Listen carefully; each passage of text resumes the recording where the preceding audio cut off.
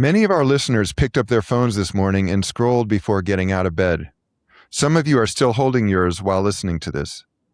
And a lot of you have felt at some point a small voice asking, is this what I actually want? Is this how I want to spend my attention, my time, my relationships? But here's the thing. It's not just a personal weakness or a lack of willpower. It's by design. Today on ReSocial, we're talking to the creators and contributors of Your Attention Please, a film that explores how so many of us became addicted to our phones and asks who built them that way.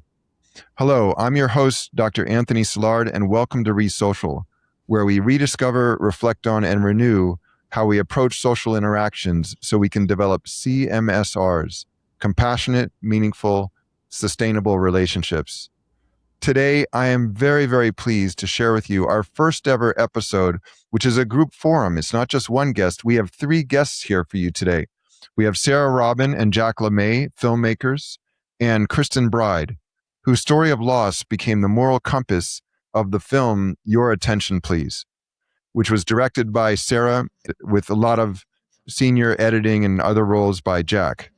Together, they've created something that moves beyond personal blame and points toward collective healing. And that starts with understanding how we got here. Sarah, Jack, and Kristen, welcome to ReSocial. I'm so happy that you're here. Thanks for having us. Thanks for having us, Anthony. Excellent. Well, it's so great you're here. So, Sarah, you started out curious about how Facebook was changing friendship itself, a question you asked back in 2009. What did you notice then that made you think this was worth investigating?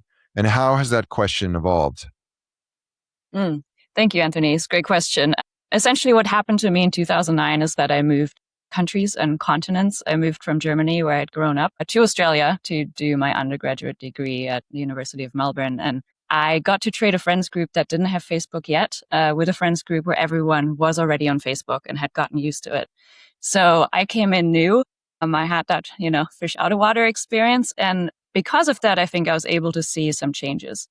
It always helps to have some contrast. And what I noticed firstly was we're expressing friendship as a number. And that seems maybe like a small change, it's just a matter of expressing it differently. But to me, that was fundamental. That was an ontological change. And really what it did was it shifted what we value about friendship. It wasn't so much anymore about we like to spend time with our friends because they make us feel good, because we like their company.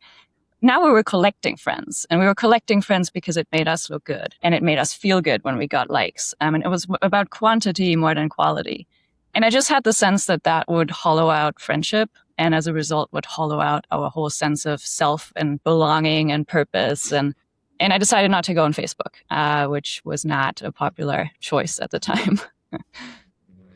Well, we're glad that you started asking these questions, and that led to your directing in this wonderful film. So thank you for what you're doing. Let's move on to Jack. Jack, you experienced something specific when you went through a difficult breakup, the ability to look up anyone you'd ever known via social media. Can you walk us through what that felt like, and why was it so hard for you to stop? Yeah, I think I had a pretty relatable experience for a lot of people listening. It was close to 2009. We're talking 2009, 2010. I had only been on Facebook for like a year and went through a big breakup with someone meaningful to me in that chapter of life. And unlike my parents who had told me stories of, I broke up with that boyfriend and then I went off to a summer camp. And by the time fall rolled around, I kind of had come up with some fond memories and found a way to move forward and grow. I was like, I can go on this thing and see what they're up to. And that was a hard impulse to ignore, right? You break up with someone, you're like, who are they talking to? What's going on in their life? And I pretty quickly found that that wasn't a very healthy impulse. It's like, I think we are meant to move on. I think we are meant to sort of fill our brain and our lives with new things when we have those moments of healing and growth. And so I went to go delete my Facebook in 2010. And Facebook halted me with like one last plea for me to stay. Which was, wait, Jack, she will miss you. And it brought up this photo of us at prom and all these different photos from the relationship. And I think back then, whatever form of algorithm was being born was so crude at the time that it was probably like a lucky silver bullet that they shot that happened to just really impact me in that way. But I was like, this is so creepy that this platform has sort of targeted what they believe will be the most emotionally gripping thing to make me not want to leave, and is sort of using that against me. And so that was for sure the moment when I was mashing that delete button, like, let's get off this thing. And also the moment where I think I really entered my consciousness that, as Sarah said, this is going to be a fundamental shift in how we relate to each other. And this digital medium is not a neutral player. It's going to try to take what relationships matter to us and have that affect our behavior. All right. Well, so between Sarah and Jack, between the two of you, Facebook is 0 for 2 so far. Now, it's interesting because I love the image you designed where someone stops reading books and you see the books become birds and fly out of their life. Oh, that was beautiful. And that was our animation partner, Cola. We did a lot of creative directing to make those images, but they are the brilliant artists. Okay. Well, you please tell them they did a fantastic job on that. So I've often heard that Facebook is too much face and not enough book. Kind of, I think that resonates with that image. And the way you felt, Jack, and when you were sort of looking at your former partner and what are they doing, that reminds me of Jesse Eisenberg in The Social Network, the last scene where he just keeps clicking on this woman he was dating and clicking on her profile. And it's interesting because Sarah, for our listeners, Sarah Robin is originally from Frankfurt, Germany. And there's actually a German study that found that the number one reported emotion of Facebook users is envy, right? Because we see these like inflated images of other people's lives. We see the one moment in a friend's family vacation where everyone's smiling and we go, why doesn't my family smile like that? We see images of guys right after the gym as buff as they can possibly get themselves to be, images of women that use shrinking software to look as thin as possible. So it's just this massive game of self-presentation. So I'm glad you guys caught on to that early.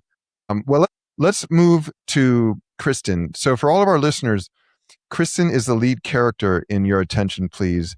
And really, Your Attention Please was built around a very tragic event when Kristen's 16-year-old son, Carson, suicide in 2020. And an app called YOLO that facilitated anonymous bullying, Kristen will tell us more about it, played a central role.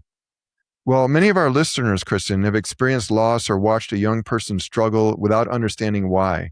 How did you move from grief to the decision to fight for change? Well, yeah, that's a really great question. I found that after Carson died, I needed to find a way to go forward. And like so many other fellow survivor parents, we don't want the tragic death of our child to be in vain. And we want to create positive change. Carson in particular would always talk about when he grew up, he wanted to make the world a better place. And so I had a choice to make. Do I lay in bed and cry about this? Or do I brush myself off and get up and keep fighting? And that's what I decided to do. And that was 6 years ago this month that we lost Carson. And I truly believe that we are making the world a better place. And tragically, I have other parent survivors that I work with, and we're all working together to do the same thing. Well, and it was so poignant in Your Attention Please, how much you guys have been able to accomplish. Who can better convince these tech companies that what they're doing is just wrong and needs to change than what you have been sharing? So tell us about the moment, the conversation. How did this happen? And you guys come from 3 different walks of life. How did you come together and decide that Your Attention Please, its moment had come and you had to make this film together? Yeah, I think it started with me.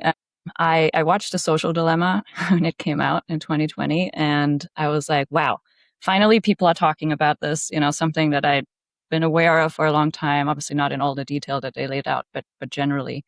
And I was really excited because for the longest time when I spoke about this, people were like, yeah, I know there's some bad things about social media, but don't make me feel bad. I use it to connect with people. It's a good thing. Don't make me feel guilty for being on here. And then I think with the pandemic too, with being so chronically online and then The Social Dilemma coming out against the backdrop of that, all of a sudden it felt like the conversation was broken wide open.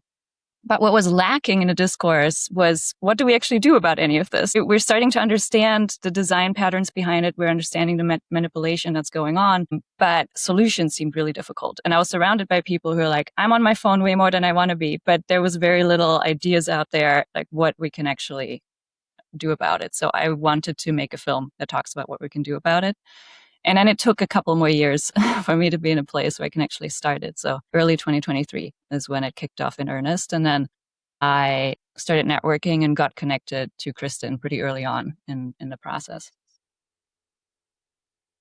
Excellent. How about you, Kristen? What made you decide you needed to make this film?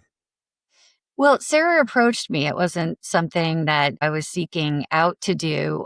I do believe that Carson did not want to be forgotten. And when Sarah approached me about this, I really liked the fact that she was going to approach the film from a side-by-side angle, that she had had personal experience with social media that wasn't positive. So it wasn't a filmmaker on the outside looking in at the story, but I felt like we had a partnership, and I really liked the way that she was going to approach the story. And it's been, 4 years now, Sarah? And I feel like we have a bond, and am so proud of what has been accomplished here. Thank you, Kristen. Yeah, and How then I about you, came Jack? into the What picture. got you excited about your attention, please? Yes. So Kristen and Sarah had already been filming together for almost a year. Probably at that point, Sarah was looking for an editor to help make sizzle material, trailers, keep the train moving forward in the documentary space. And so I came on as a sizzle editor and kind of dug into the footage, and then Sarah and I started getting to talk to each other and realized that we had a lot of common experience and ethos when it came to this topic. And she was like, hey, do you want to jump in and kind of be co-creators and collaborators on this? And I think what really drew me to Sarah as a leader in this project was that she was very open to being challenged, open to this all being a conversation. Wasn't coming in with a lot of ego saying it has to, this is the exact story arc and this is how it has to play out. It was, have these feelings, but help me see my blind spots and let's make something better together. And so because it was so collaborative, I really felt welcomed in, and that it would be such a good way to take all my own experiences that had not been that great with our modern technology and sort of translate them into something meaningful that could engage in the conversation. Excellent, excellent. Well, really glad you guys teamed up for this. I'm going to highly recommend it, and we'll tell you toward the end of our show here how you can get access to it. So here with Sarah Robin, Kristen Bride, and Jack LeMay, the filmmakers and lead character of Your Attention Please. We'll be right back after a short break, so please don't go anywhere. Is there a protective shell around your heart holding you back from the connection you know is possible in your life? It's time to find your path to redemption. Introducing Love and Suffering by Dr. Anthony Silard. In Love and Suffering, which has received 4 book awards in psychology and mental health and 99% 5-star reviews on Amazon, Dr. Silard overturns what we've been told over a lifetime about love, forgiveness, acceptance, and gratitude. New York Times bestselling author Adam Alter calls Love and Suffering a compelling roadmap for a more connected and meaningful life. When you order Love and Suffering, 100% of the author's proceeds are donated to nonprofit education programs in Africa and Latin America. Invite more love into your life today. Love and Suffering by Anthony Silard is available now at Amazon.com and wherever books are sold.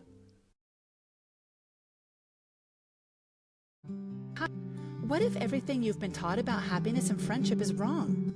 The artoflivingfree.org, the learning platform of the Center for Social Leadership, would like to offer you 2 free books by Dr. Anthony Silard: The Myth of Friendship, How Your Misunderstandings About Friendship Keep You Lonely, and The Myth of Happiness, How Your Definition of Happiness Creates Your Unhappiness. Get your free personal copies of The Myth of Friendship and The Myth of Happiness today. It's simple and easy. Go to theartoflivingfree.org/free happiness and friendship books and enter your email, then confirm the confirmation email in your inbox. You'll receive the links to download The Myth of Friendship and The Myth of Happiness. Enjoy your 2 free books by Dr. Anthony Silard today at theartoflivingfree.org/free happiness and friendship books. Hello and welcome back to ReSocial. I'm Dr. Anthony Silard. I'm here with Sarah Robin and Jack LeMay, filmmakers of Your Attention Please, and the lead character, Kristen Bride. So Your Attention Please talks about how the design of the internet makes it harder to listen to each other. Can you give us a concrete example of how a platform's design pushes us toward judgment or assumption rather than genuine understanding? This is for anyone who wants to answer. I think a really strong stat is, inflammatory content travels around 6 times faster online than more nuanced content. And this was actually something European lawmakers became aware of a number of years ago and reached out to Meta and said, look, you guys are actually nudging us in a direction of where we say more inflammatory things, where we take more extreme political positions in order to stay visible on your platform. Because if we embrace more nuanced positions that help get more people on board politically, we disappear. And so now there's, plenty of evidence that this is a system that's been going on for a decade, and it has clearly shifted the way that politics are being done, but it has also shifted how we interact, amongst individuals online. Yeah. And then I would just add on to that with what Sarah just said and apply it to apps that are created for teens. Much in the same way, they try to create online drama so that kids stay on longer. So more data is collected that they can sell to advertisers. And that's specifically related to anonymous apps. When you give teens who are impulsive, they don't have fully developed frontal lobes, the ability to say anything to anyone without any accountability, it always leads to cyberbullying. And we've seen in the past anonymous apps, usually a suicide, and then they shut down. And so that is an intentional design feature to keep kids online longer because they want to make sure that they're not being cyberbullied, and they want to witness the cyberbullying happening to others because it's exciting, dramatic. Yeah, this is just toxic. And it's sad we even have to have this conversation. As Sarah, to your point, when a politician broadcasts a post which is emotionally negative and it's attacking the outgroup, as you said, it's a multiple. The number of Cambridge study found that it's a multiple, how many times it's forwarded or liked versus when they send just a neutral message or even a positive message for their supporters. It's almost like there's this negative slant over our interactions with each other. And the same thing with any kind of textual communication, whether it's by email or text or instant chat or instant message. When you send a message intending it to be emotionally positive, it's usually received as being emotionally neutral.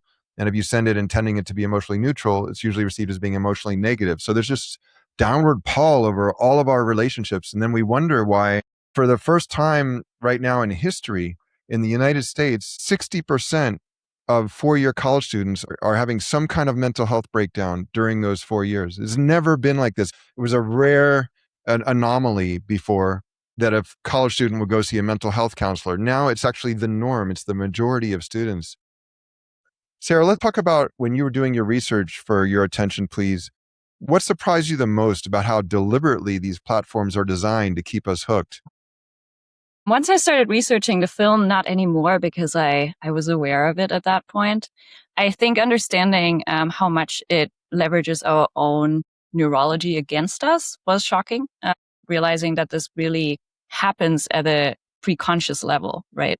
A lot of the hopes that these platforms put in us, the reward pathways in our brains that are being activated, which makes you realize autonomy and free will are definitely part of the solution here, but they probably alone don't go far enough because literally our psychology is being weaponized against us in a way that we can't always be even aware of. So that was concerning. I will say what really surprised me was realizing how much that had changed social behavior. And a moment that really stuck with me is when we were filming in Brockton High School and we were talking to some teachers, and they were telling us at this point, it's quite common with phones being in schools. It's quite common that kids don't even know the name of the student they're sitting next to all semester because they don't talk to each other.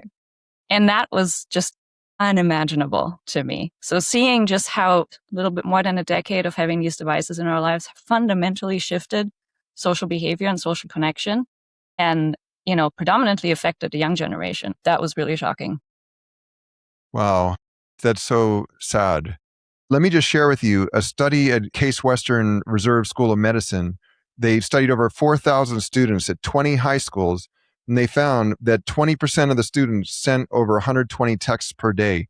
Those students that were in that top 20% of being rapid, frequent texters, they were 40% more likely to have smoked cigarettes, twice as likely to have drank alcohol, 43% more likely to be binge drinkers, 41% more likely to have used illicit drugs, 55% more likely to have been in a physical fight, nearly 350% more likely to have had sex, and 90% more likely to have had sex as a high school student with 4 or more partners. We're not making this up. This is what's happening to our young people. Why the profit motive of these tech companies? Let's shift to Kristen. The app YOLO was marketed as a fun, anonymous app for teens, but it was built without the safeguards that might have prevented the bullying that led to Carson's death. What does accountability look like, and why do you think tech companies have avoided it for so long? Well, the design of the anonymous app was one that the co-founder, there was actually really just one founder who created the product, Gregoire Henrion. For years, we've known that anonymous apps have been dangerous for the reasons that I mentioned before, because they lead to cyberbullying. And his solution to that was to put up a message, not in the fine print, but when kids were on Snapchat and logged into YOLO, there was a warning that they would monitor for cyberbullying and reveal and ban those users that did so. But there was one employee, and this product went viral, and he absolutely knew he had no way of fulfilling that promise.